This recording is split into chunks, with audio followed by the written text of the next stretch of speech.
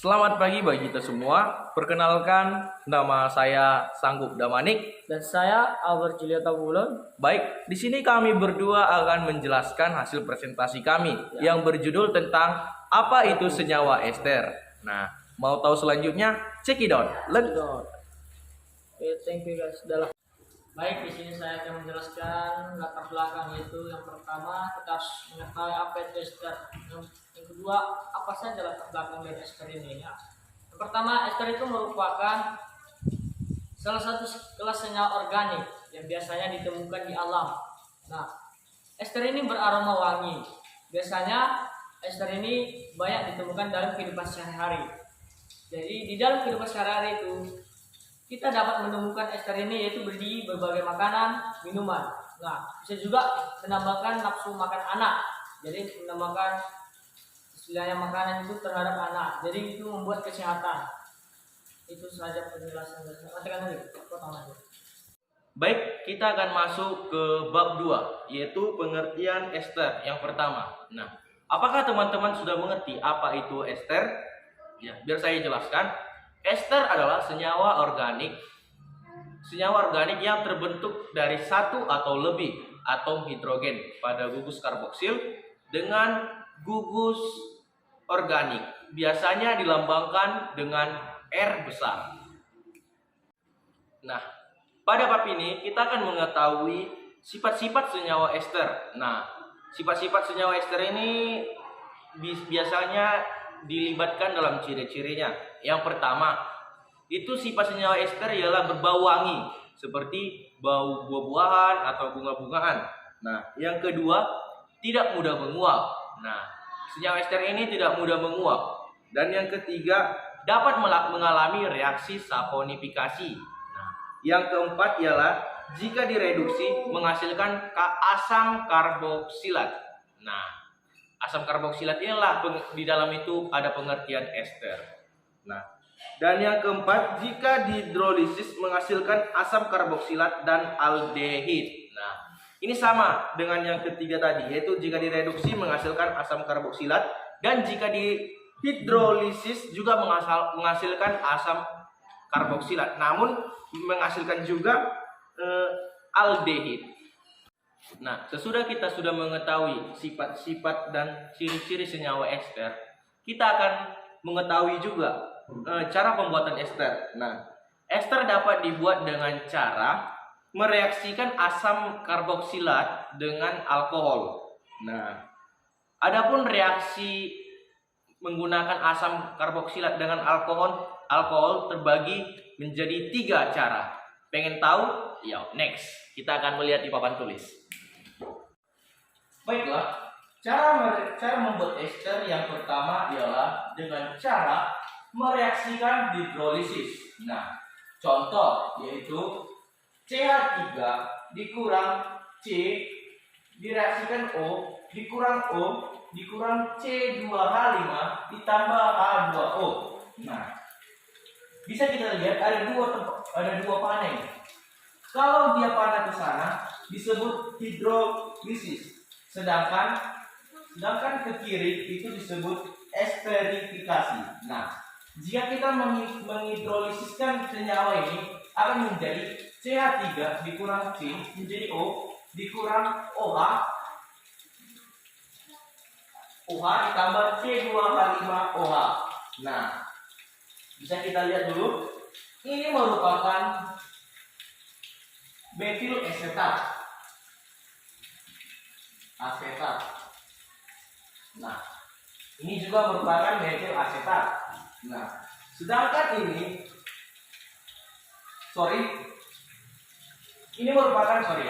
ini metil asetat.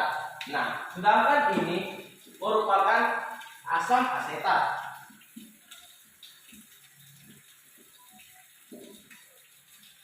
Nah, dan HC2H5O ini merupakan etanol. Baik,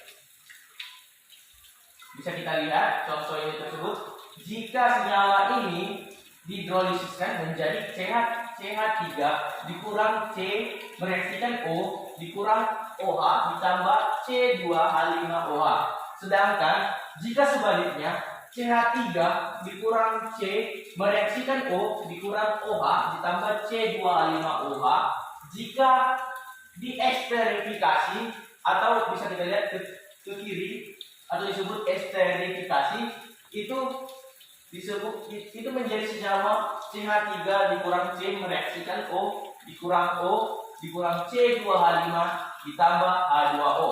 Nah, perlu kita ingat jika tanda panah ke sana itu disebut hidrolisis.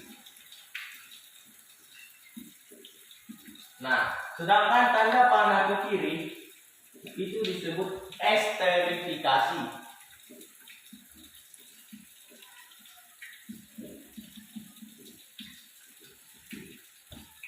Oke.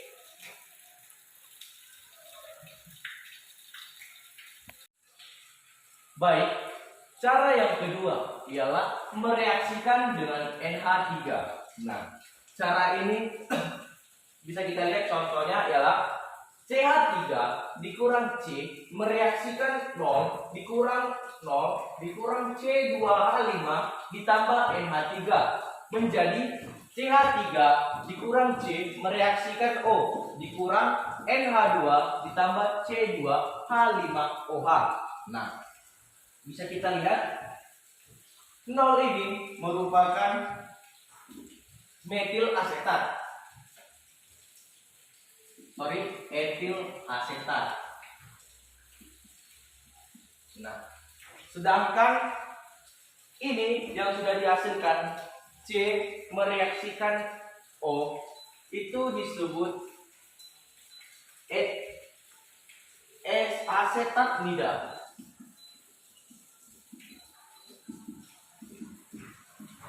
Nah, kalau ini tadi kan sudah kita pelajari, sudah kita bahas, ini merupakan etanol.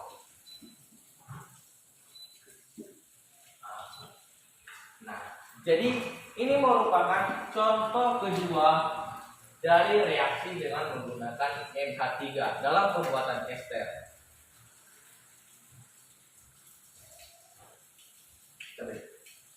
Udah, berarti kan? Oke.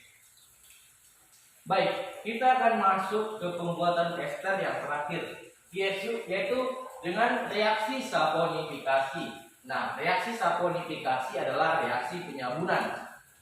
Nah, ini merupakan contoh reaksi saponifikasi atau reaksi penyabunan. Bisa kita lihat, CH3 dikurang C mereaksikan O dikurang 0 dikurang C2H5 ditambah NaOH menjadi CH3 dikurang C mereaksikan 0 dikurang O dikurang Na ditambah C2H5OH. Nah, C mereaksikan O itu merupakan etil asetat.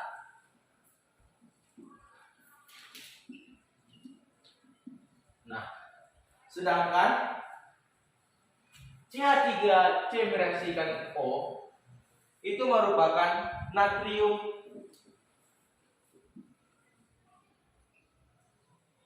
etanolat. Sedangkan C2H5OH itu merupakan senyawa etanol.